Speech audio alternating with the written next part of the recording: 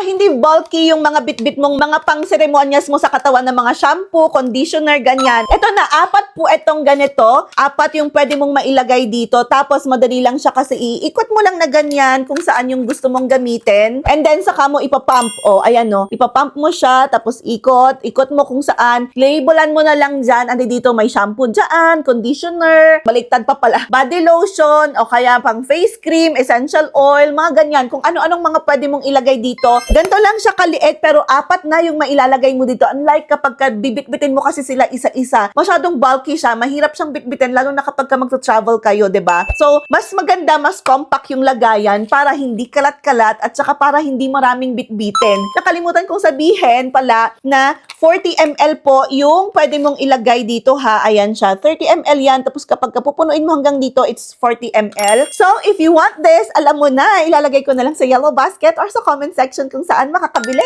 Bye!